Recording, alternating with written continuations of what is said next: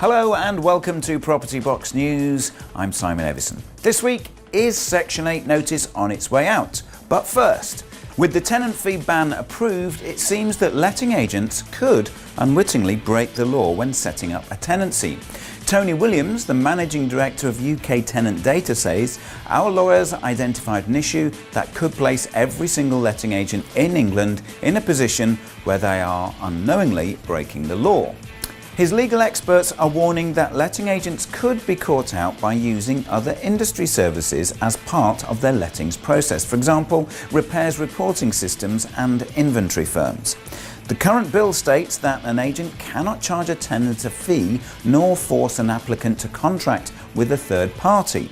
Now, surprisingly, in the opinion of Williams' lawyers, that includes a tenant agreeing to the letting agent terms and conditions when they agree to rent the property from them. He went on to say, "To both myself and our lawyers, it looks like the government hasn't thought this through. Looking at the legislation now, it really is glaringly obvious that this is a potential issue, and frankly, I can't understand why this hasn't been picked up previously."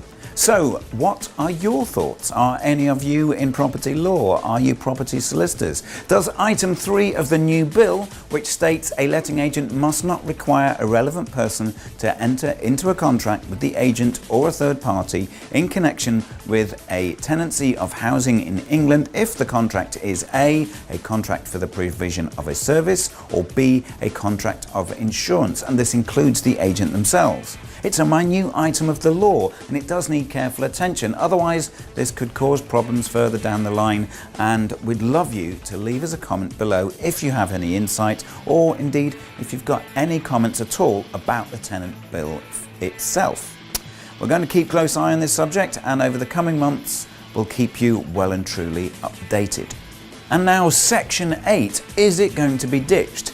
Many landlords are increasingly using Section 21 notices in favour of Section 8 because they've got little confidence in the court system. This, according to eviction firm Landlord Action.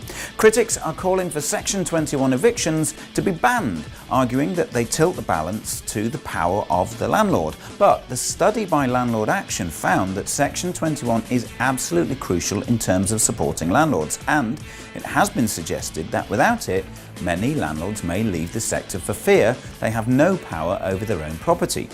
The survey brought up some interesting facts. 73% of respondents say the most common reason for serving Section 21 is rent arrears.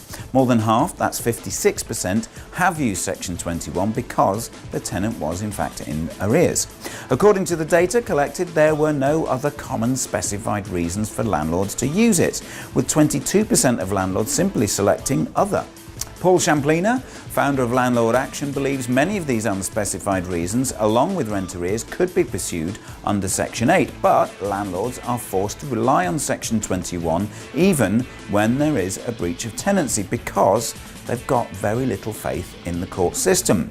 He further commented, "Not only is using Section 8 already more time consuming, tenants can delay the process further for landlords by counterclaiming. In addition," he said, "discretionary grounds of Section 8, such as antisocial behaviour, can be extremely difficult for the landlords to prove, meaning it has lower success rates." Interestingly, 43% of landlords said their tenants vacated the property when served with a Section 21 notice, but 42% had to go to court to obtain possession. The government has put forward a consultation on a proposed introduction of a specialist housing court, and it believes this will provide greater access to justice for both landlords and tenants and give landlords confidence to offer longer, more secure tenancies by making it easier for responsible landlords to regain possession of their tenancy should they need to. However, as part of this, Shamplina predicts that the use of Section 21 is going to be heavily diluted and is concerned that without major reform to the Section 8, some landlords will indeed exit the market. And finally, talking of Paul Shamplina, he will be chairing a legal debate at the upcoming National Landlords Investment Show at London's Olympia in March. Also at the show will be a national government debate chaired by broadcaster Andrew Neil. And this will also feature former Conservative leader and Work and Pensions Secretary Ian Duncan Smith.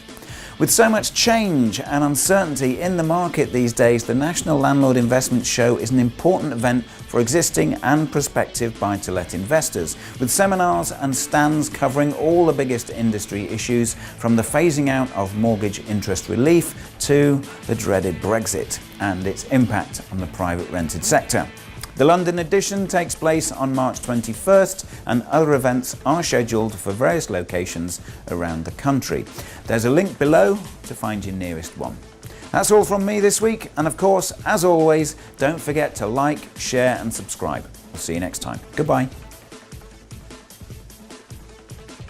Also, at the show will be a national government debate.